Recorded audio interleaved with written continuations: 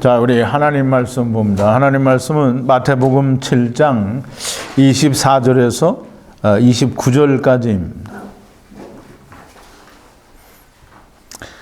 제가 한 절 읽고 여러분도 한 절 읽고 교독하겠습니다. 그리고 마지막 29절은 우리 함께 봉독합니다. 그러므로 누구든지 나의 이 말을 듣고 행하는 자는 그 집을 반석 위에 지은 지혜로운 사람 같으리니 비가 내리고 창수가 나고 바람이 불어 그 집에 부딪히되 무너지지 아니하나니 이는 주초를 반석 위에 놓은 연고요. 나의 이 말을 듣고 행치 아니하는 자는 그 집을 모래 위에 지은 어리석은 사람 같으리니 비가 내리고 창수가 나고 바람이 불어 그 집에 부딪힘에 무너져 그 무너짐이 심하니라. 예수께서 이 말씀을 마치심에 무리들이 그 가르치심에 놀래니 이는 그 가르치시는 것이 권세 있는 자와 같고 저희 서기관들과 같지 아니함일러라. 아멘. 우리 잠깐 기도하겠습니다. 거룩하신 여호와 아버지 하나님, 감사와 찬송과 영광을 돌립니다. 아버지 하나님께서는 이제 우리 사람들의 말과 글로 또 예수님을 통해서 세상의 일을 말씀하시면서 하나님 나라의 일을 우리에게 설명하고 계시는데 우리 인생들은 그저 눈에 보이는 대로 또 자기들이 생각되어지는 대로 땅의 것만을 생각하고 자기들의 육신으로 볼 수 있는 것만을 가지고 하나님의 말씀을 강론하고 또 가르치고 또 아버지여 그것을 묵상합니다. 아버지 하나님 간절히 바라고 원하옵기는 저들에게 또는 이제 하나님의 말씀을 묵상하는 모든 이들에게 하나님의 성령을 부어주시고 하늘로부터 내리는 신령한 지혜와 명철과 총명을 허락하여 주셔서 하나님께서 우리에게 말씀하시기를 원하시는 그 말씀 속에 감추어져 있는 그 비유의 뜻을 우리가 온전히 깨닫고 하나님의 말씀으로 말미암아 우리에게 생명이 되고 또 사망 가운데 있는 자들에게 생명을 전할 수 있는 저희들이 되게 인도하여 주시옵소서. 오늘도 두렵고 떨리는 마음으로 이제 반석 위에 집을 짓는 자와 또 모래 위에 집을 짓는 자를 우리가 생각해 보기를 원합니다. 아버지 하나님 말씀을 전하는 자나 듣는 자가 성령의 역사하심 가운데에서 하나님께서 말씀하시고자 하는 그 말씀으로 다 하나가 되는 귀한 시간이 되게 인도하여 주시옵소서. 동영상을 통하여 하나님의 말씀을 묵상하는 수없이 많은 사람들에게도 동일한 은혜로 함께하여 주시옵소서. 예수님의 이름으로 기도하옵나이다. 아멘. 예, 오늘 이 말씀은 마태복음 제가 참 수도 없이 이제 말씀을 드렸던 마태복음 7장 21절 나더러 주여 주여 하는 자마다 자 천국에 들어갈 것이 아니요 하늘에 계신 내 아버지 뜻대로 하는 자라야 하리라 하는 그 말씀을 이어서 이 예수님께서 말씀하신 나더러 주여 주여 하는 자마다 천국에 들어갈 것이 아니요 하늘에 계신 내 아버지 뜻대로 하는 자라야 들어가리라 하신 이 말씀 뒤에 바로 연결해서 이 말씀을 듣고 행하는 자는 반석 위에 집을 짓는 자와 같고 이 말씀을 듣고 행치 아니하는 자는 모래 위에 집을 지은 자와 같다라고 이렇게 말씀을 하십니다. 근데 이제 우리가 이 비유가 찬송가도 있죠. 주의 말씀을 듣고서 행치 않는 자는 모래 위에 집을 짓는 자요. 주의 말씀을 듣고서 준행하는 자는 반석 위에 집을 짓는 자다. 그래서 우리가 다 잘 짓고 잘 짓세, 우리 집 잘 짓세 그런 찬송이 있죠. 이 찬송가에도 있고 또 이 지난주 일요일에 말씀을 드렸던 것처럼 그 잃어버린 양을 찾으시는 비유에 대해서도 사람들이 너무 잘 알아요. 이것도 너무 많이 알고 있고 또 잃어버린 양을 찾으시는 예수님과 비교해서 오히려 그것보다 훨씬 더 사람들이 이해하기에 쉬운 것 같은 그런 느낌을 줘요. 그래서 사람들이 예수님 말씀하시는 이 말씀을 듣고 준행하는 자는 사람들이 이제 생각하기에 예수님을 믿는 믿음 안에서 열심히 신앙생활을 하는 사람을 이 반석 위에 집을 짓는, 즉 말씀을 듣고 행하는 자라고 생각을 하고, 또 모래 위에 집을 짓는 사람, 즉 하나님의 말씀을 듣고도 준행하지 않는 사람은 열심히 없는 사람이 그런 사람이다라고 그렇게 일반적으로 다 되게 그렇게 해석을 합니다. 그리고 그 범위를 그렇게 크게 벗어나지를 못해요. 근데 이제 좀 우리가 생각을 해야 되는데, 이 사실 모래 위에 집을 짓는 그런 공법이 있어요. 그래서 모래 위에 큰 빌딩도 지어요. 그런데 기본적인 사람들의 생각으로는 큰 바위나 또는 이런 탄탄한 어떤 기초가 없는 데에 건물을 짓지는 않죠. 그래서 그 뉴욕에 있는 엠파이어 스테이트 빌딩은 그 빌딩을 지은 자리가 큰 그 안반이라고 그래요.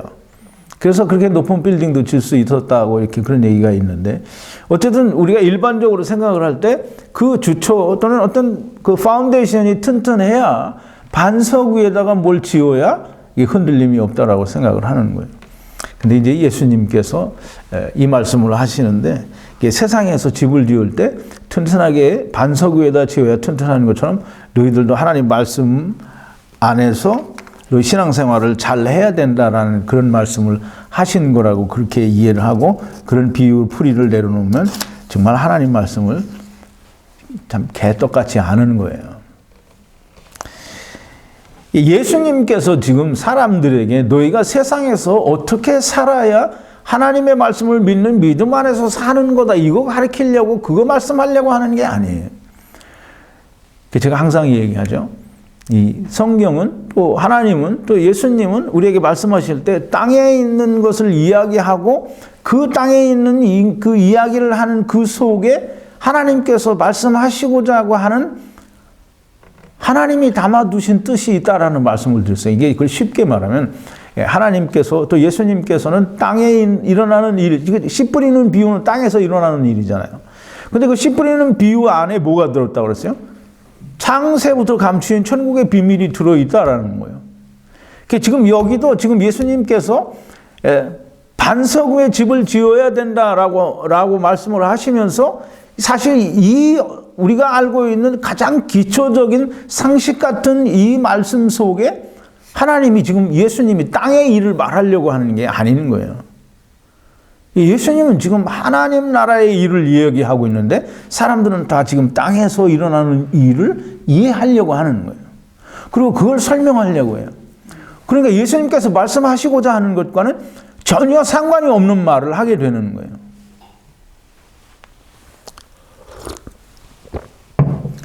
오늘 이 말씀을 듣고 행하는 자는 반석 위에 집을 짓는 자와 같고, 그 사람은 지혜로운 사람이라고 얘기를 하죠.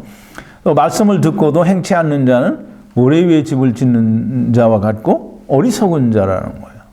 근데 이 오늘 읽은 본문 말씀을 우리가 100% 잘 이해하기 위해서는 앞부분에 있었던 나더러 주여 주여 하는 자마다 다 천국에 들어갈 것이 아니요 하늘에 계신 내 아버지 뜻대로 하는 자라야 들어가리라고 하신 말씀과, 또 그날에 주여 내가 주의 이름으로 선지자 노릇도 하고 귀신도 쫓아내고 큰 권능도 행하지 아니하였나이까 라는 그 사람들의 반문도 이해를 해야 되고, 예수님께서 나는 너희를 도무지 알지 못한다라고 말씀하신 그 석절의 말씀을 우리가 100% 이해하지 못하면 오늘 이 예수님께서 말씀하신 반석 위에 집을 짓는 자 또는 모래 위에 집을 짓는 자의 비유를 전혀 이해할 수 없는 거예요.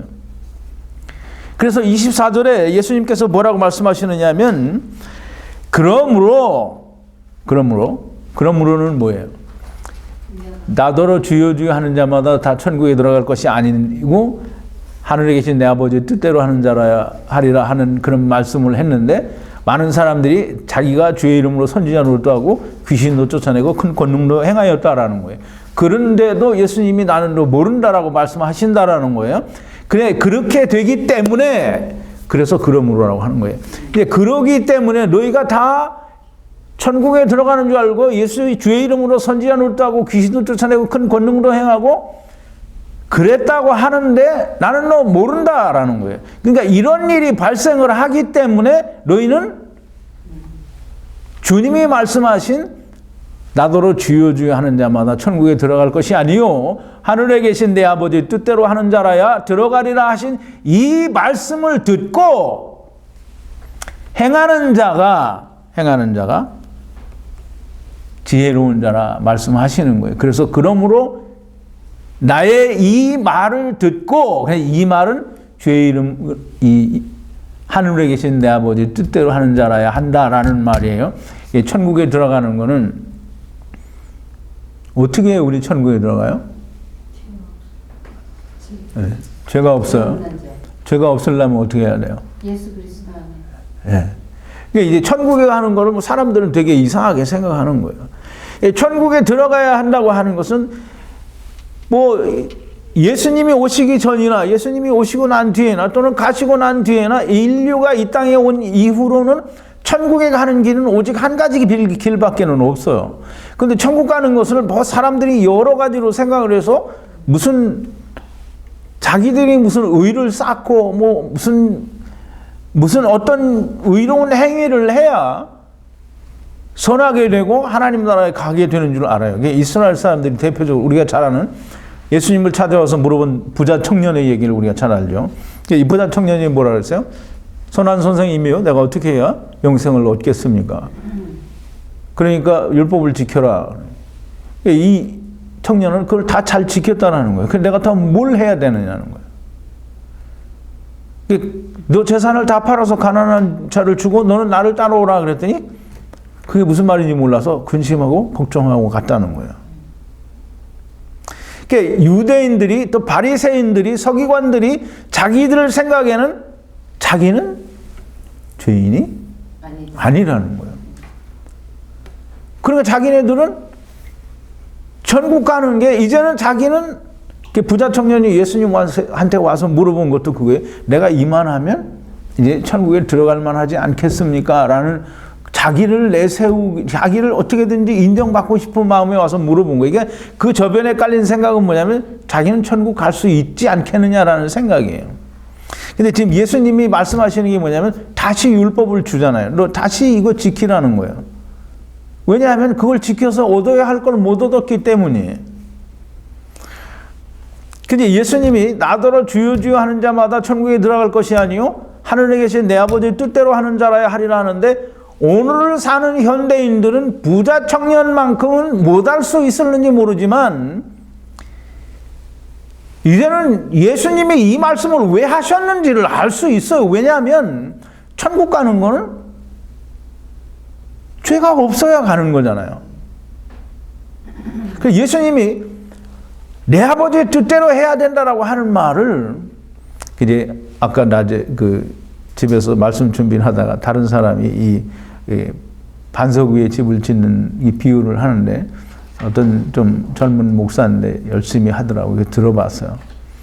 이제 하나님의 뜻대로 하는 게 요한복음 6장 39절 40절에 나를 보내신 이의 뜻을 행하러 왔고 나를 보내신 이의 뜻, 즉 내 아버지의 뜻은 아들을 보고 믿는 자마다 영생을 얻는 것이 하나님의 뜻이라고 그렇게 설명을 했어요. 좀 잘한다라고 생각을 했는데 이제 거기까지 가가지고는 그 다음에 다 뭉졸이 다 삼천포로 빠지더라고요. 그게 참 이 하나님 말씀이 이렇게 어려운가 그런 생각이 들었어요. 자, 이제 천국에 들어가려고 하면 죄가 없어야 된다라는 그런 전제 조건을 사람들은 생각하지 않아요. 오늘 사는 현대인들도 기독교인들이 다 그렇게 생각해요. 죄가 없어야 들어간다는 게 그게 전제 조건이 안 되는 거예요. 교회 열심히 다니고 내가 장로고 집사고 목사면 그리고 11조 잘하고 주일 성수 잘하고 그러니까 이거 누가 가르쳤어요? 목사가. 네. 그렇게 가르쳤으니까 다 그렇게 하면 천국 가는 줄 알아요. 천국 가려면 죄가 없어야 되는 거예요. 유효화를 불문하고 예수를 10년, 20년, 100년, 뭐 100년까지 믿는 사람은 없겠죠. 근데 어쨌든 더 많이 믿을 수 있어서 뭐 120년, 130년, 뭐 150년을 믿었다고 하더라도 죄가 있으면 천국에 못 가는 거예요. 죄가 없어야 돼요. 그러니까 아버지의 뜻대로 하는 것은 아버지의 뜻대로 해서 죄가 없어야 된다라는 의미를 담고 있는 거예요. 자, 이제 보세요. 죄가 없어야 되는데 어떻게 죄가 없어야 되냐? 내가 나를 정결케 하고 내가 나를 성화시켜서 내가 끝내는 나를 거룩하게 하나님께서 원하시는 거룩한 수준에는 못 미칠지 몰라도 그걸 향해서 열심히 내가 거룩해져야만 하나님이 나를 받아주신다라고 생각하는 이런 말도 안 되는 생각을 하고 있는 게 오늘 기독교인들이 가지고 있는 생각이에요. 근데 하나님께서 원하시는 하나님의 뜻대로 죄가 없어야 되는데 하나님의 뜻대로 죄가 없으려면 어떻게 없어야 되냐면 아들을 보고 믿는 자마다 뭐라 그랬어요? 영생을 얻는다 그랬잖아요. 그럼 영생을 얻으려면 죄가 있으면 영생을 얻을 수 있어요? 없어요? 없어요. 죄가 없어야 영생을 얻는 거예요. 그러니까 아들을 보고 믿는 자마다 죄가 없어진다라는 거예요. 그러니까 아들을 보는 것으로 의로워져야 된다라는 거예요. 그래야 천국 갈 수 있는 거예요. 그럼 이제 아들을 보고 믿는데 왜 죄가 없는 의로운 자가 되는가? 아들을 보고 믿는데 왜 의로운 자가 돼요? 왜 죄가 없는 자가 되냐고요? 예수님이 저희 죄를 예수님이 어떻게 해요? 끝까지 말을 해야죠. 하다가 중간에도 예수님이 어떻게 했어요? 모든 죄를 사람의 모든 죄와 회방, 세상 죄를 다 치고 갔어요. 그래서 이제 우리가 마태복음 3장 15절에 보면 이제 설교 관련 선고 1번인데요. 예수님이 세례 요한 앞에 세례를 받으러 갔어요. 그죠? 그랬더니 세례 요한이 뭐라 하냐면 내가 당신한테 세례를 받아야 할 텐데 당신이 어떻게 해서 내가 세례를 받으러 오느냐. 그래서 이제 세례를 안 주려고 하니까 예수님 뭐라 했어요? 예수께서 대답하여 가라사대 이제 허락하라. 우리가 이와 같이 하여 모든 의를 이루는 것이 합당하니라. 이제 참 여러 번 했어요. 여러분들이 잊어먹으면 안 되는 건데 이와 같이 하여 모든 의를 이루는 것이 합당하니라. 그럼 이와 같이 한다는 건 예수님이 지금 세례 요한에게 무엇을 해야 된다는 거예요? 네가 나한테 세례를 줘야 된다는 거예요. 세례를 주어서 세례를 왜 줘요? 사람이 모든 죄와 회방, 세상 죄를 다 졌으니까 이제 죽어야 된다는 거예요. 그걸 지고 죽기 위해서 왔으니까 네가 나를 세례를 주라는 거야. 그렇게 해서 예수님이 물속에 들어가서 죽고 다시 나오면 세례를 받으면 그러면 예수님이 죽었다 살아나는 거예요. 그러면 그 죄로 말미암아 죽었다 살아나는 걸 예수님께서 보여주시는 거고 실제로 십자가에서 모든 죄를 다 짊어지시고 세상 죄를 지고 가는 하나님의 어린 양으로서 죽으셨다가 3일 만에 부활하신 거예요. 그럼 지금 세상 죄를 지고 세례 요한에게 세례를 받으심으로 모든 의를 이루어야 된다라고 하는 것을 십자가에서 돌아가셨다가 살아나실 것을 보여주시는 거예요. 그래서 이게 예수님이 이렇게 죽었다가 이게 왜 물속에 들어가서 죽는 이유가 뭐예요? 예수님이 왜 물로 세례를 받아야 돼요? 모르는 말씀. 이게 물은 이제 하나님의 말씀을 이게 상징한다고 말씀을 드렸어요. 하나님의 말씀은 뭐냐면 곧 약속이에요. 지금 물에 들어가서 죽는다는 예수님께서 하나님께서 약속하신 그 말씀대로 그렇게 이루어질 거다라고 하는 것을 물로 세례를 받음으로 보여주시는 거예요. 그래서 십자가에서 그렇게 죽으시고 3일 만에 부활을 하시는 거예요. 근데 그렇게 세상 죄, 사람의 모든 죄와 해방을 주시고 모든 것을 이루셨어요. 그래서 이제 하나님께서 약속하신 율법과 하나님의 말씀들이 약속들이 다 이루어졌어요. 그래서 예수님이 요한복음 19장에서 다 이루었다라고 말씀을 하시는 거예요. 그래서 이제 사도 바울은 뭐라고 하느냐면 예수 그리스도께서는 모든 믿는 자들의 의를 이루기 위하여 율법의 마침이 되시니라 그랬어요. 이제 예수를 믿는다라는 거는 그걸 말하는 거예요. 자, 이제 우리가 너무나 잘 우리가 수십 번도 더 얘기하고 앞으로도 수십 번도 더 이야기를 해야 될 거고 여러분들은 그게 머릿속에 딱 박혀서 무슨 얘기만 나오면 그 말이 탁 튀어나와야 돼요. 이게 로마서 8장 3절 4절인데요. 율법이 육신으로 말미암아 연약하여 할 수 없는 그것을 누가 한다고요? 하나님은 하시나니. 하나님이 어떻게 한다고요? 자기 아들을 죄 있는 육신의 모양으로 보내사 육신의 죄를 정하시고 그러니까 예수님의 그러니까 하나님의 아들 예수 그리스도를 우리와 같은 죄 있는 육신의 모양으로 보내셔서 육신의 죄를 그 아들에게 지우시고 육신을 쫓지 않고, 즉 다시 말해서 이제 율법을 쫓지 않고 영을 쫓아 행하는, 즉 예수 그리스도로 말미암아 하나님께서 이루신 그것을 믿는, 그게 영을 쫓아 행하는 거예요. 그걸 믿는 사람들에게 뭐가 이루어지게? 율법의 요구가 이루어지게. 그럼 이제 예수님께서 세상의 모든 죄, 사람의 모든 죄와 회방, 세상 죄를 다 가지고 갔어요. 그러니까 이 예수 그리스도가 그거 가져갔다라는 거를 믿는 게 예수 믿는 거예요.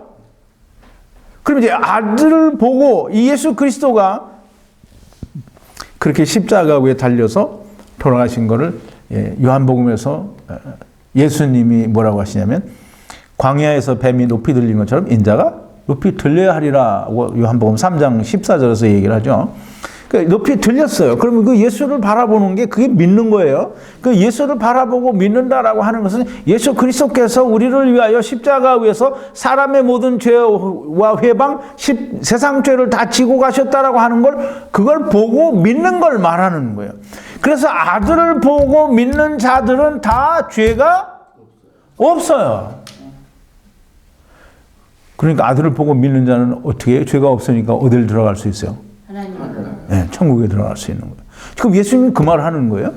나더러 주여 주여 한다고 해서 다 천국에 들어가는 게 아니고, 하나님께서 정하신 하나님의 뜻, 즉 아들을 보고 믿는 자마다 다 죄가 사해지고 영생을 얻게 되고 하나님 나라에 들어갈 수 있게 된다라고 하는 그 뜻대로 이루어지는 것이 아니라, 자기 스스로 주의 이름으로 선지자 노릇도 하고 주의 이름으로 귀신도 쫓아내고 주의 이름으로 큰 권능도 행했다라고 하는 이 사람들이, 예수님은 나를 모른다라는 거야. 이 사람들에 대해서 예수님이 나는 너를 모른다라고 말씀을 하시는 거예요. 자, 이제 이 하나님의 뜻대로 행한다라는 말은, 이 하나님의 뜻대로 행한다, 이 행한다라는 말이 뭐냐면, 그 히브리 말, 헬라 말로는 포이에오라고 하는데, 이 만들다, 창조하다라는 그런 뜻이에요. 일을 하다 이런 그런 뜻인데, 만들다, 창조하다라는 게, 다시 말해서 하나님의 뜻대로 행한다라는 말은 하나님의 뜻대로 천국에 들어갈 수 있는 의로운 자가 되라는 거예요. 하나님의 뜻대로, 네 뜻대로 하는 게 아니라 하나님의 뜻대로 의롭게 되라는 거예요. 하나님의 뜻대로는 뭐냐? 하나님이 다 했으니까 너는 믿기만 하는 거야. 그거 하라는데 왜 맨날 네가 한다고 하느냐 이 말이에요. 자, 이제 보세요. 주의 이름으로 선지자 노릇했다. 또 주의 이름으로 귀신도 쫓아내고 주의 이름으로 큰 권능도 행했다라고 하는데, 주의 이름으로 뭘 했다 하고 하는 이 주의 이름으로는, 제가 전에도 말씀을 드렸어요. 이 주의 이름으로는 대개 이제 우리말로 그렇게 번역이 되어 있으면 대개 다 in Christ라고 그렇게 얘기를 하는데, 여기서는 그게 아니에요. 예수 그리스도 안에서가 아니고 그냥 이름으로의, 이름을 빌려서 그 사도행전에 나오는 어떤 그 한 제사장의 아들들처럼 자기들도 그냥 이 흉내를 내서 귀신을 내쫓으라고 하니까, 그 귀신들이 뭐라고 하냐면, 내가 예수도 알고 사도 바울도 아는데 너는 누구냐고 그냥 덮쳐버린 거예요. 그러니까 이제 이게 똑같은 거예요. 예수 그리스도 안에서 하는 게 아니라 예수 그리스도의 이름으로 그냥 그 선지자 노릇을 하는 거예요. 즉 예수 그리스도를 믿는 믿음이 없는 그냥 교회 다니는 사람이고, 그냥 예수 믿는다고 하는 사람들이 선지자 노릇도 하고 귀신도 쫓아내고 큰 권능도 행한다라는 거예요. 그럼 이제 예수 그리스도 안에 있지 않다. 그러면 어디에 있는 거예요? 세상 율법 아래. 율법 아래 있다는 거예요. 예수 그리스도 안에 있지 않다. 보세요. 예수님께서, 우리가 예수 그리스도를 보고, 이제 이 십자가에 달리신 예수 그리스도를 보고 우리가 믿는다, 즉 하나님의 뜻대로 우리가 이 예수 그리스도를 보고 믿는다라고 하면, 그게 무슨 뜻이냐면, 예수님께서, 이제 하나님께서는, 이게 갈라디아서 4장 4절 5절인데요. 때가 참에 하나님께서 자기 아들을 여자에게서 나게 하시고 율법 아래 나게 하신 것은, 율법 아래에 있는 자들을 속량하여 아들의 명분을 얻게 하려 함이라 그랬어요. 그럼 예수 그리스도가 오셔서 여자에게서 나시고 율법 아래 나셨어요. 그래서 율법 아래 나셔서 율법 아래에 있는 자들을 속량하기 위해서 율법에 대하여 죽이심을 당하신 거라는 말이에요. 근데 우리를 어떻게 속량했냐면 우리도 다 그리스도 안에서 율법에 대하여 죽을 수 있게 하신 거예요. 그래서 로마서 7장 4절에서 그랬잖아요. 형제들아 너희도 예수 그리스도의 몸으로 말미암아 율법에 대하여 죽임을 당하였으니라고 하는 거예요.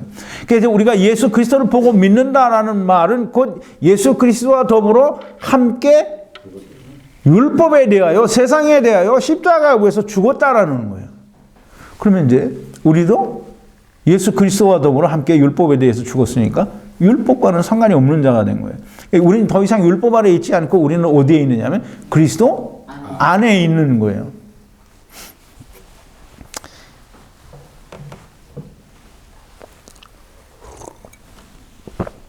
그래서 이 마태복음 7장 이제 바로 오늘 본문 위에 보면 7장 23절이죠. 예수님께서 말씀하시죠. 나는 너희를 도무지 알지 못한다. 내게서 떠나가라. 무엇을 행하는 자들아? 불법을 행하는 자들아. 불법을 행한다라는 이 불법이라는 거는 그냥 우리가 생각하는 어떤 상식으로 어떤 도덕질이나 무슨 강도질이나 무슨 폭행질이나 이걸 행하는 자들아 이 말을 하는 게 아니에요. 법을 어기는 자들아라고 얘기를 하는 거예요. 법을 어긴다라는 말은 이 불법이라는 말은 이게 이 헬라 말로도 법을 어긴 자라는 뜻이에요. 법을 이렇게 요한일서에서도 보면 사도 요한이 그러죠. 요한일서 3장 4절인가요? 죄는 불법이니라 그래요. 불법이라는 말은 율법을 어겼다라는 거예요. 그럼 이제 율법을 이게 법을 어기려고 하면 법이 있어야 돼요. 법이 없는데 가령 예를 들어서 이제 미국에는 본래 이제 그게 없었죠. 이 미국에는 간통죄가 없어요. 한국에도 지금 이제 간통죄를 없었어요. 그게 마누라든지 남편이든지 마누라 몰래 남편 몰래 외간 남자나 또는 다른 여자와 간음을 하면 그걸 법적으로 처벌할 수 있어요, 없어요? 그런 법이 없으니까 걸리지가 않는 거예요. 그럼 이제 불법을 행하는 자들아라고 하는 말은 이 사람들은 뭘 가지고 있다는 거예요? 법을 가지고 있다는 거예요. 그래서 이 하나님이 이 사도 바울을 통해서 우리에게 말씀하시잖아요. 로마서 4장 15절에 그랬어요. 법이 없는 곳에는 범함이 없다는 거예요. 근데 하나님이 사도 바울을 통해서 이 말씀을 왜 하시겠어요? 세상에는 이제 법이 없어졌으니까 너희들 멋대로 살아라라고 그 말씀을 하시는 거예요. 예수 그리스도께서 율법을 이루셨으니까 이 예수 그리스도 안에는 법이 없다라는 거예요. 그러면 예수 그리스도 안에 있는 자들에게는 죄가 불법이 없다라고 하는 걸 말씀하시기 위해서 사도 바울을 통하여 로마서 4장 15절에서 율법이 없는 곳에는 범함도 없다라는 말씀을 하시는 거예요. 근데 예수님이 지금 마태복음 7장 23절에서 주여 주여 우리가 주의 이름으로 선지자 노릇도 하고 귀신도 쫓아내고 큰 권능도 행하지 아니하였나이까 하는 이 말을 하는 자들에게 나는 너희를 도무지 알지 못하니 다 내게서 떠나가라 라고 말씀을 하시는 이 불법을 행하는 자들아 하는 말은 너는 율법을 가지고 있다는 거예요. 근데 율법을 가지고 있는데 왜 예수님이 모른다고 하죠? 불법을 행하지. 그거 얼른 대답할 수 있어야 되는데. 율법을 가지고 있어서 예수님이 난 너 모른다라고 하는 거예요, 지금. 근데 왜 율법을 가지고 있기 때문에 예수님이 모른다고 하는 거예요? 이제 지난주에도 제가 말씀을 드린 것 같은데 마태복음 10장 32절 33절에 이렇게 예수님 그렇게 말씀하셨죠. 누구든지 사람 앞에서 나를 부인하면 나도 내 아버지 앞과 천사들 앞에서 저를 부인할 것이요. 누구든지 사람 앞에서 나를 시인하면 나도 내 아버지 앞과 천사들 앞에서 저를 시인하리라 그랬어요. 사람 앞에서 누구든지 사람 앞에서 나를 시인하거나 부인한다 하는 이 말은 뭐냐면 예수님이 십자가에서 돌아가시면서 뭐라고 하시고 돌아가셨다고 그랬죠? 뭘 다 이루었어요? 세상 그래, 맞아요. 율법을 다 이루었어요. 율법을 다 이루었다라는 말로, 다른 말로 우리가 쉽게 알아듣게 얘기하면 율법을 다 이루었다라는 말은 하나님께서 약속하신 약속을 다 이루었다라는 거예요. 그럼 이제 보세요. 예수님이 십자가에서 다 이루셨다라고 하는데 율법을 붙들고 자빠졌으니까 사람들 앞에서 예수 그리스도께서 이루신 걸 부인하는 거예요. 그러니까 예수님이 나는 너를 도무지 알지 못한다. 내게서 떠나가라. 불법을 행하는 자들아 라고 말을 하는 거예요. 무슨 말인지 이해가요? 네. 불법을 행하는 자들아 라고 말씀을 하시는 것은 율법을 가진 자들을 두고 말씀을 하시는 거예요.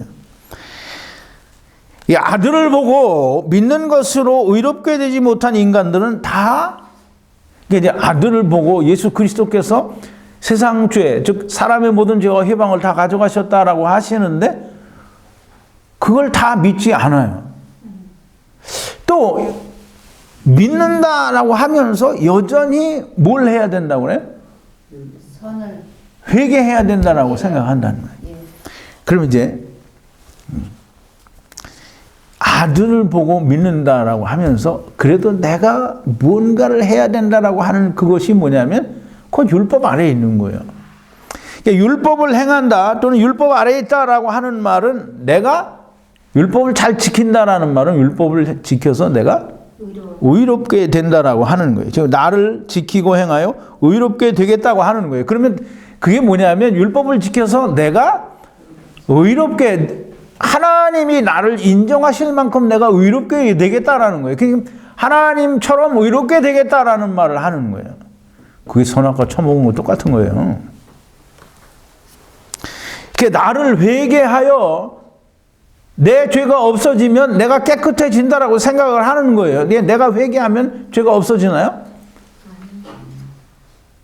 죄를 없이 하는 건 내가 회개해서 없어지는 게 아니고 하나님이 묻지 않아서 죄가 없어지는 거예요. 왜 묻지 않아요? 예수님이 다 지고 갔으니까. 자, 이제 오늘 본문에 나오는 반석의 집을 짓는 자를 우리가 좀 알아봐야 되는데요. 나의 이 말을, 그러므로 24절에 이렇게 있어요. 그러므로 누구든지 나의 이 말을 듣고, 나의 이 말을 듣고는 나의 이 말이 뭐냐면 아들을 보고 믿는 것으로 의롭게 되는 이 말, 즉 하나님의 뜻대로 해야 된다고 하는 이 말, 예수님께서 아버지의 뜻대로 하는 자라야, 즉 아버지께서 원하시는 방법으로 의롭게 된 자만이 천국에 갈 수 있다라고 하는 이 말씀을 듣고 행하는 자는, 행한다라고 뭘 한다고 그런 거죠? 무슨 뜻이라고 그랬어요? 행한다? 예수 그리스도. 조금 아까 얘기했는데 오늘 얘기한 건데 포이에오라고 얘기했는데 만들다, 창조하다 이런 뜻이에요. 그 행한다라는 말은 이 말씀을 듣고 그 말씀대로 의롭게 자기를 만드는 사람. 그 자기를 의롭게 만들려고 하면 어떻게 해야 돼요? 내가 나를 의롭게 되게 하려고 하면 뭘 해야 돼요?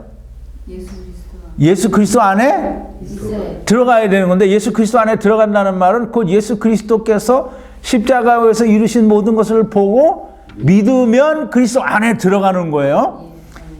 그러니까 지금 나의 이 말을 듣고 준행하는 자는, 행하는 자는, 즉 예수님께서, 하나님께서 말씀하신 대로 아들을 보고 내가 의로워졌고 내가 죄사함을 받았고 내가 하나님 보시기에 의로운 자가 되었다라고 하는 그 의를 이룬 자는 반석 위에 집을 짓는 자와 같다는 거예요. 반석이 뭐냐, 우리 그거 좀 알아야 되겠죠. 반석 위에 집을 짓는 자. 반석 위에는 이게 정말 뉴욕의 엠파이어 스테이트 빌딩이 올라가 앉아 있는 그런 큰 반석을 말하는 게 아니고, 반석은 예수 그리스도를 말하는 거예요. 이제 프린트를 했는데요. 고린도전서 10장 5번이에요. 10장 1절부터 4절인데요. 형제들아 너희가 알지 못하기를 내가 원치 아니하노니 우리 조상들이 다 구름 아래에 있고 바다 가운데 지나며 모세에게 속하여 다 구름과 바다에서 세례를 받고 다 같은 신령한 식물을 먹으며 다 같은 신령한 음료를 마셨으니 이는 저희를 따르는 신령한 반석으로부터 나셨음에 이 반석은 곧 그리스도시니라. 반석이 뭐라고요? 예수 그리스도예요. 또 반석이 또 있어요. 반석이 또 뭐예요? 또 있어요.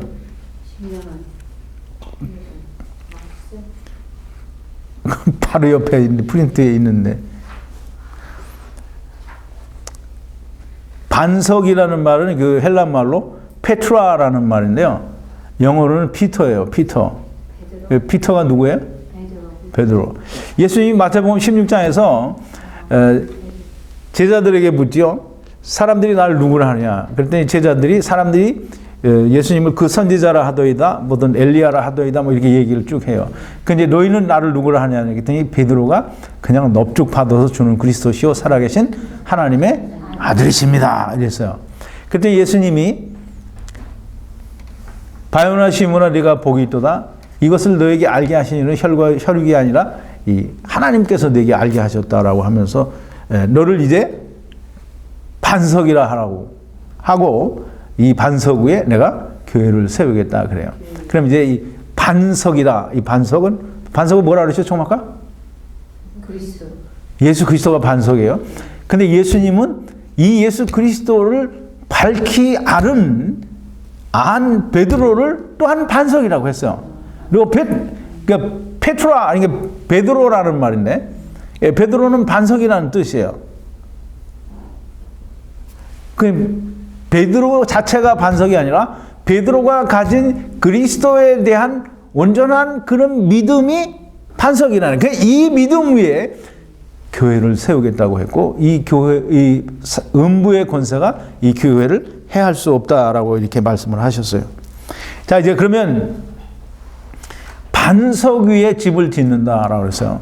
그러니까 이제 우리는 세상 사람들이 다 이렇게 반석 위에 집을 짓는 걸 뭐 그 반석 위에다가 무슨 건물을 짓는 걸로만 생각을 하는데 반석 위에 즉 예수 그리스도 위에 즉 그리스도를 믿는 믿음 위에 교회를 이게 집을 짓는데요.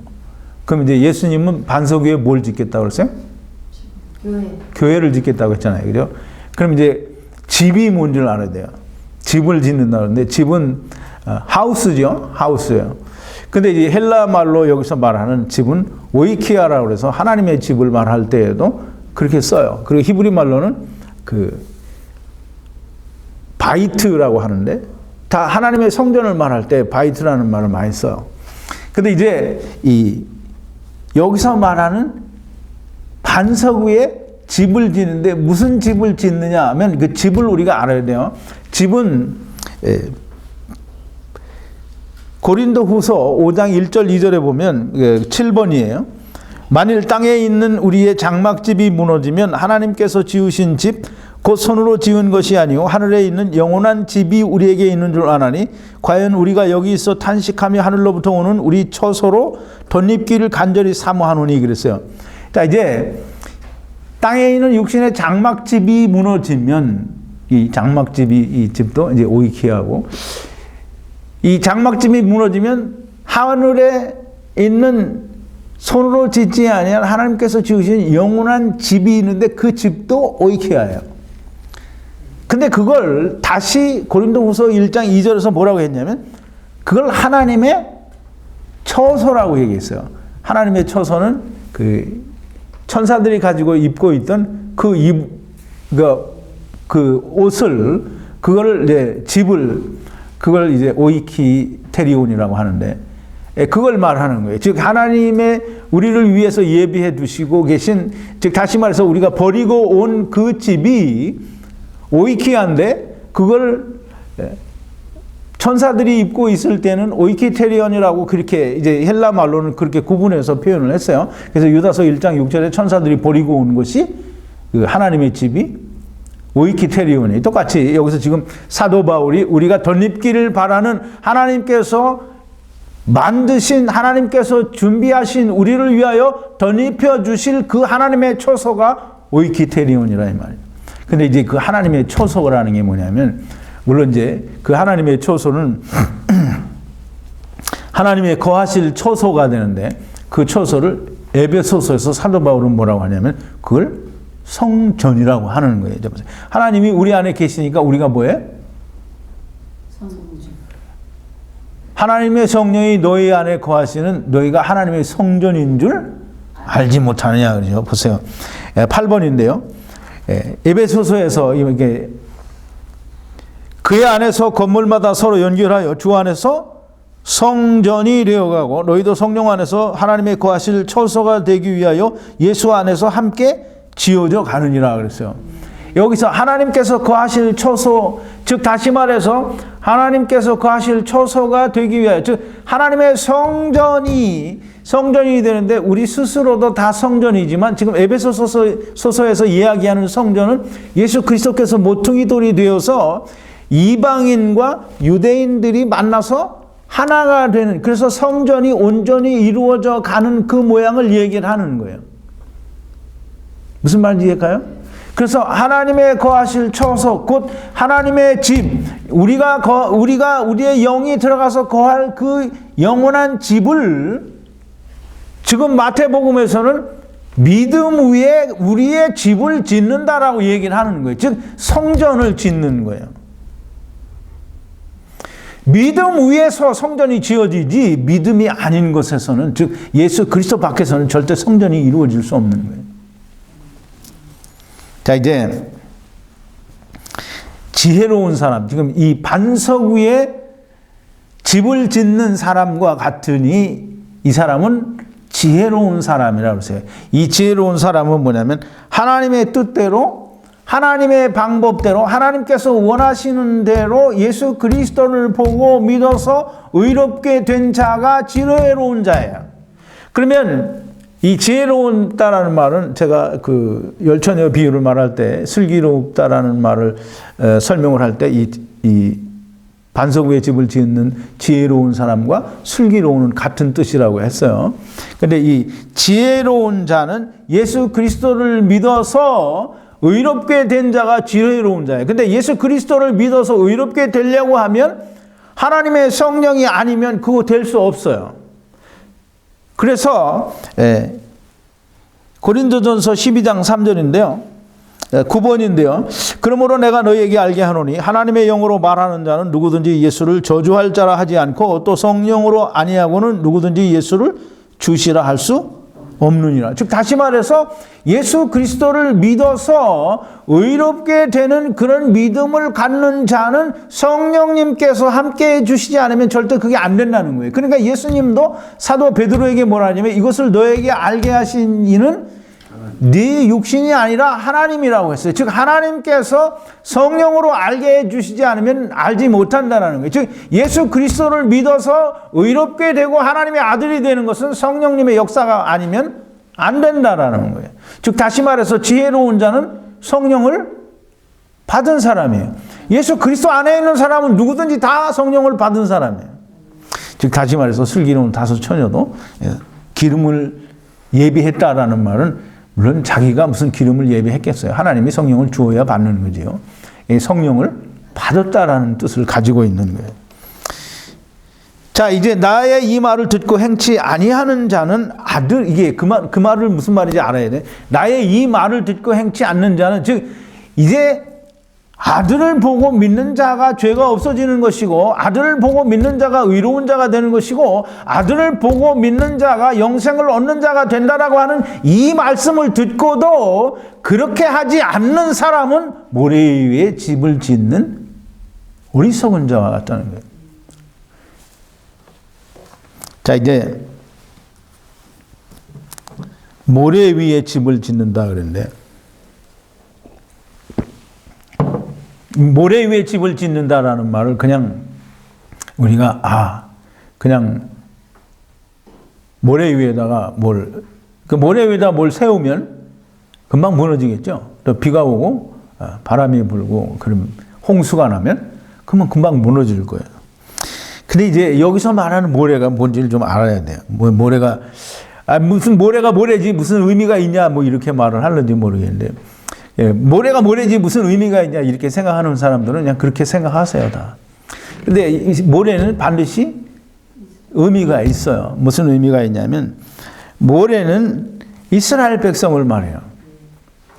이제 이 창세기 22장 17절에 보면 하나님이 11번인데요. 이 아브라함에게 얘기를 하시는 거예요.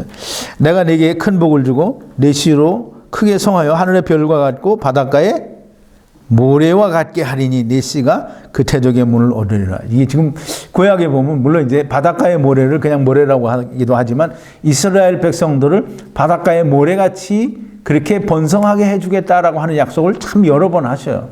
이 모래는 이스라엘 백성을 말하는 거예요. 근데 또 이 모래는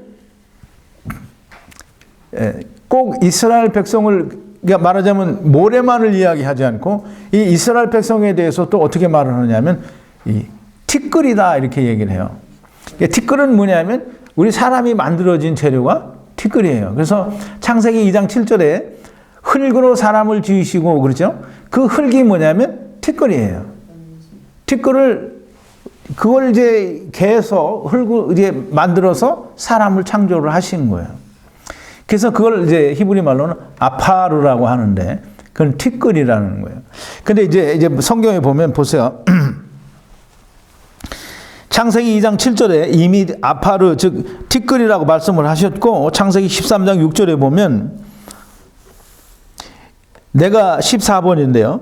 내가 네 자손으로 땅에 티끌 같게 하리니 사람이 땅에 티끌을 능히 셀 수 있을진데 네 자손을 셀 수 있으리라는 말씀을 하시는 거예요. 그럼 이제 아브라함에게 약속하실 때 이스라엘에 대해서 하나님이 모래같이 또는 티끌과 같이 많아지게 하겠다라는 거예요.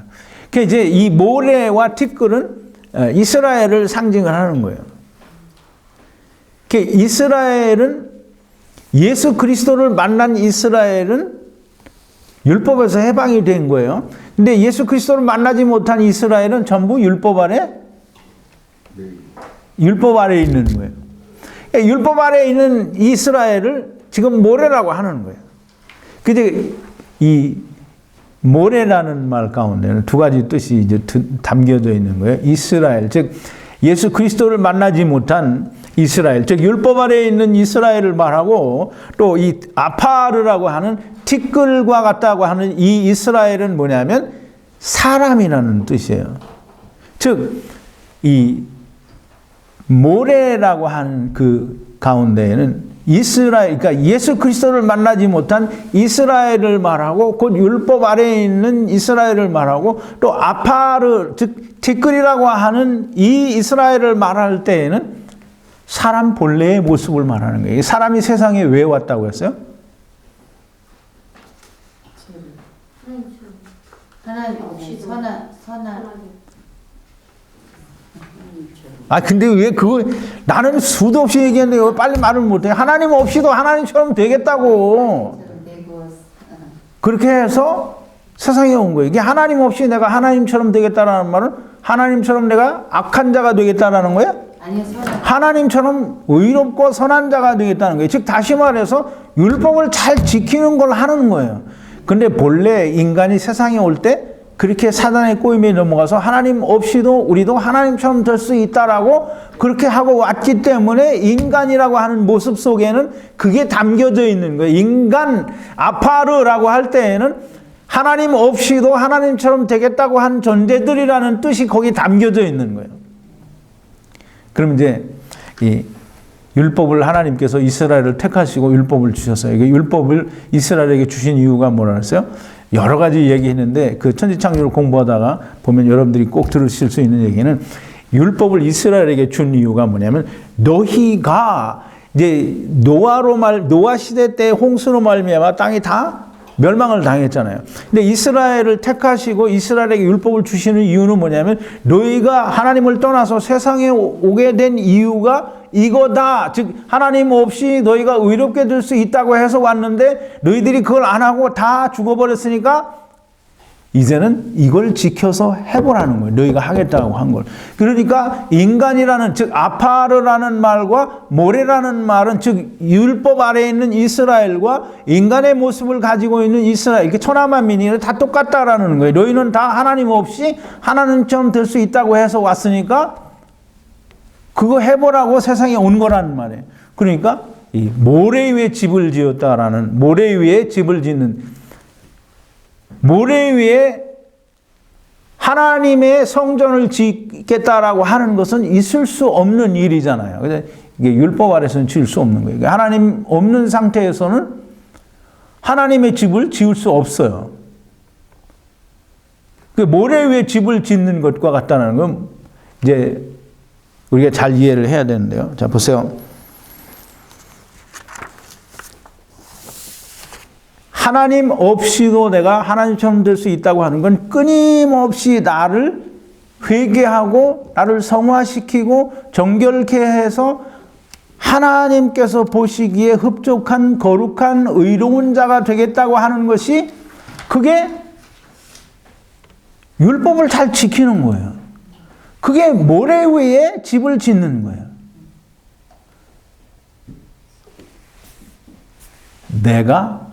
내가 뭘 하겠다. 내가 나를 선하게 하고, 내가 나를 정화시키고, 내가 나를 성화시키고, 내가 나를 거룩하게 되게 만들겠다라고 하는 것이, 그게 모래 위에, 내가 뭘 하는 것이 모래 위에 세우는 거예요. 그래서 이제 보세요. 비가 내리고 창수가 나고 바람이 불어 그 집에 부딪힘에, 우리가 이걸 좀 잘 해석을 해야 되는데요. 많은 사람들이 나름대로 다 이 반석 위에 집을 짓는 사람, 모래 위에 집을 짓는 사람에 대해서 이 비유에 대해서 많은 설명을 하더라고요.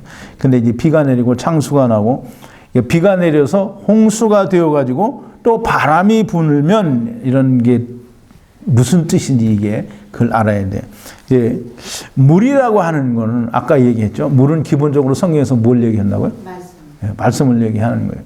그럼 이제 비가 내리고 또 비가 많이 내려서 창수가 나고, 이 말은 이제 홍수가 난다는 그러니까 비가 많이 내려서 강이 된다라는 그런 뜻이에요.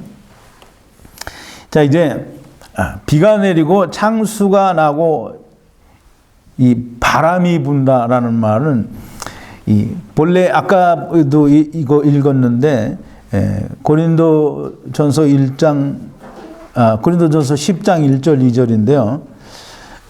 형제들아, 너희가 알지 못하기를 원치 아니하노니 우리 조상들이 다 구름 아래 있고 바다 가운데로 지나며 모세에게 속하여 구름과 바다에서 세례를 받고 그랬어요.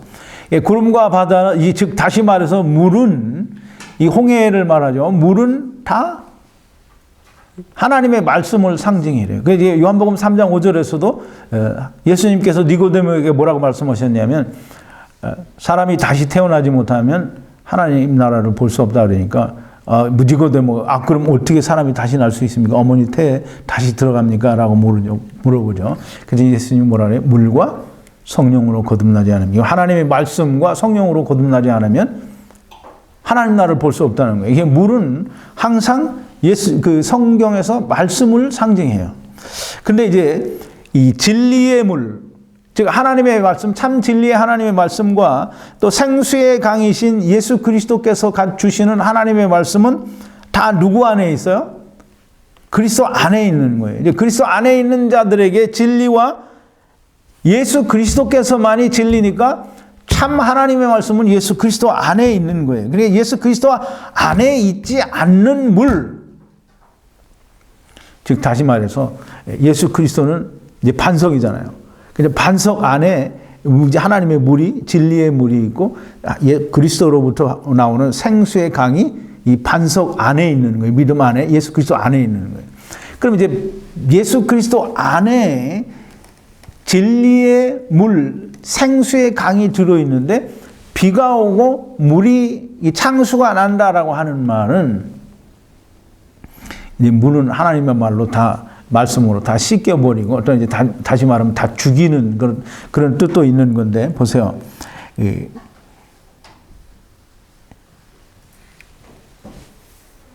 하나님의 말씀이라고 하는 이 말씀은 참 하나님의 말씀도 있고, 거짓 하나님의 말씀도 있어요. 그러니까 이제 우리가 예레미야 28장을 보면 예레미야 선지자가 하나님의 말씀을 받아서 하는 것은 참 하나님의 말씀이에요. 근데 하나냐가 받아서 말했다고 하는 말은 하나님의 말씀이라고 자기가 말은 하는데 그게 다 거짓이란 말이에요. 진리가 아니란 말이에요. 이제 마지막 때에는 예수님께서 오셨다 가시고 마지막 때가 가까워오면 예수님께서 마태복음 24장에서 뭐라고 말씀하시죠? 마지막 때가 되면 너희가 사람의 미혹을 받지 않도록 주의하라 그래요. 그러면서 많은 사람이 예수 그리스도의 이름으로 와서 사람들을 미혹한다고 그랬어요. 내가 그리스도다라고 하여 사람들을 미혹한다라고 그랬어요. 그럼 이제 내가 그리스도다라고 한 사람들을 미혹하는 그 미혹이 다 거짓 하나님의 말씀이에요. 그건 진리 하나님의 말씀이 아니죠. 거짓 하나님의 말씀이니까 하나냐가 말하는 하나님의 말씀이고 자기들이 말하는 자기들의 말이에요.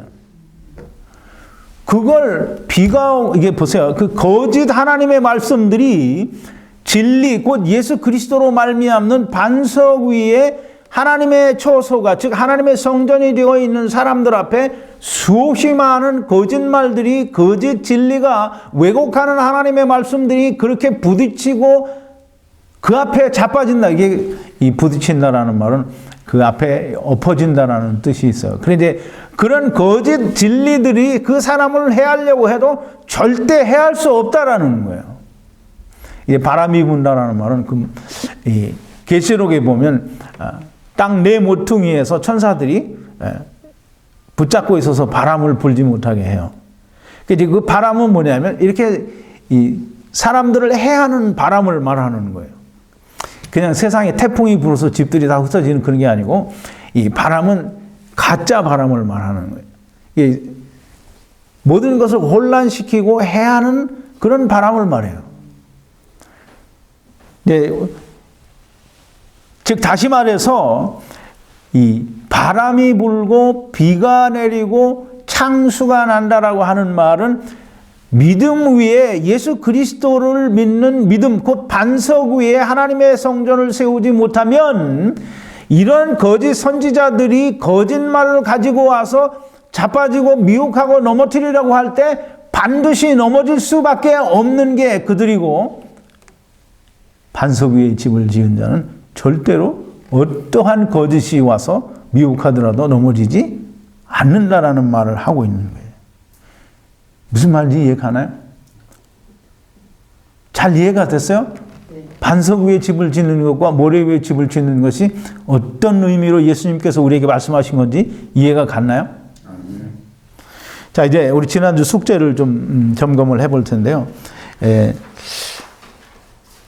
전에 천지창조를 공부할 때 숙제를 한번 냈더니 많은 사람들이 막 숙제에 대해서 뭐 이렇게 답을 주시고 그래서 이번에도 좀 많이 할 줄 알았는데 그렇게 많이는 참여를 안 하신 것 같아요. 근데 여러분들이 그 답을 줬어요. 근데 어떤 그 자매님은 정말 아주 제 마음에 들게 또 나를 감동을 시켜가면서 이렇게 하나님 말씀을 풀어줬어요. 참 잘했더라고요. 근데 이제 우리가 이 열 드라크마의 비유를 좀 우리가 생각해 보려면 여자가 누군지를 알아야 돼요. 아까 우리 시작하기 전에도 잠깐 말씀을 드렸는데 예수님이 여기에 여자를 등장을 시켜야 돼요. 그 여자가 등장하는 것이 굉장히 중요한데요. 여자가 누군지를 알아야 돼요. 여자는 누구냐 하면 예수 그리스도의 아내 된 사람을 말해요. 아내는 예수 그리스도의 아내는 누구냐면 그 지체, 교회된 지체를 말하는 거예요. 교회인데 물론 이제 신부라고 해석을 해도 되는데 이제 사실 신부라고 하면 아내보다는 이제 아내가 되기 전에 사람이 이제 신부잖아요, 그죠? 그리고 정결한 처녀라고 할 때 이제 신랑을 기다리는 신부가 되는 건데요. 근데 여기서는 그 아내라고 표현했어요. 근데 아내는 어떤 아내냐 하면 예수 그리스도와 혼인한 이제 아내예요. 근데 사실상 예수 그리스도께서 오셔서 자기 신부들을 데려가기 전에는 이제 아내가 아직 아닌데, 근데 이제 에베소서 이제 프린트에도 보면 되는데요. 에베소서 5장 30절부터 33절에 보면 우리는 그의 몸의 지체임이니라. 이러므로 사람이 부모를 떠나 그 아내와 합하여 둘이 한 몸을 한 육체가 될지니 그랬어요. 이 비밀이 크도다 내가 그리스도와 교회에 대하여 말하노라 그랬어요. 즉 아내와 합하여 한 육체가 되라라는 말은 이 아내가 이 어떤 여자라고 하는 여자와 같은 단어예요. 같은 단어고 같은 뜻을 가지고 있어요. 그러므로 이 아내는 이제 그리스도 안에서 빛이 된 생명의 빛을 가진 그리스도의 아내를 말하는 거예요. 그 아내가 이제 제가 잃어버린 양, 이 밀백마리에 대해서는 이스라엘을 향해서 예수님께서 비유로 말씀하시는 거라고 말씀을 드렸어요. 그럼 이제 이 이스라엘에 대해서는 말씀하셨으니까 또 이스라엘에 대해서 또 말씀할 필요는 없어요. 그죠? 그러니까 이 이스라엘에 대해서는 예수님이 오신 것이고 이방을 향해서는 예수님이 가지 않아요. 이방을 향해서는 누가 가요? 제자. 제자들이 가요. 그 칠병 이 물고기들에 의하면 작은 예수들이 간다 이 말이에요. 그럼 이제 이 제자들은 예수 그리스도 안에서 이미 교회가 된 사람들이에요. 그럼 교회가 된 사람들은 다 그리스도의 아내가 된 자예요. 그럼 이제 이 아내가 뭘 가지고 있어요? 그리스도 안에서 빛된 자들은 뭘 가지고 있어요? 예? 성령을 가지고 있다고요? 네, 너희는 주 안에서 빛이라 빛의 자녀들처럼 행하라 그런 설교를 드릴 때 말씀을 드렸는데 이제 사도 바울이나 모든 제자들이나 예수 그리스도 안에서 생명을 얻은 사람은 예수 그리스도 안에서 뭐라 그랬어요? 다 빛이에요. 근데 무슨 빛이에요? 생명의 빛이에요. 생명의 빛. 근데 이 빛을 열처녀에 비유해서 등불이라고 얘기를 했는데 그 등불에 대해서도 제가 설명을 드렸는데 이 등불은 그 예수 그리스도로부터 받은 그 빛이에요. 생명의 빛. 그 빛이 교회, 즉 아내 된 사람에게는 그 빛이 있어요. 근데 그 빛을 가지고 잃어버린 한 드라크마 그걸 찾는 거예요. 빛이 있어야 찾잖아요. 그러면 그 빛을 가지고 찾는데 드라크마를 찾아요. 근데 드라크마는 자기를 찾아달라고 얘기하지 않아요.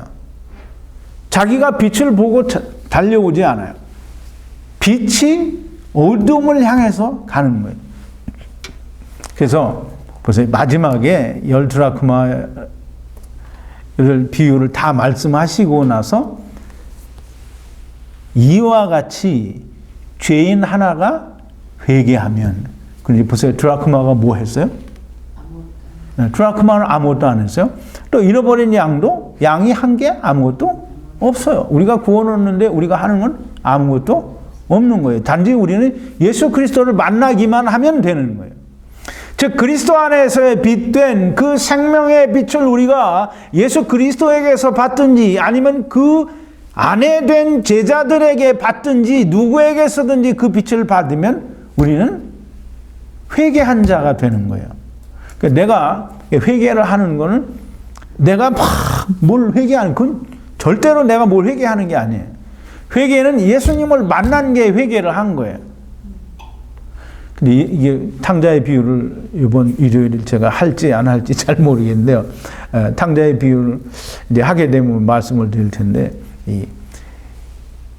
내가 이게 예수님이 양과 드라크마의 비유를 들은 이유는 뭐냐면 너희가 구원을 얻기 위해서 하는 것은 아무것도 없다라는 거예요.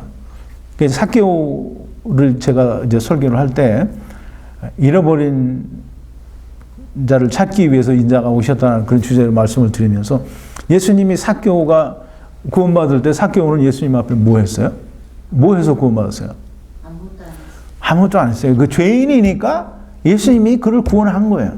그러니까 죄인인 것을 알기만 하면 죄인인 걸 안다라는 말은 다른 말로 하면 무슨 뜻이냐면 내가 도둑질을 했으니까 죄인입니다. 이거 아는 게 죄를 아는 게 아니에요. 죄는 뭘 아는 게 죄라고요?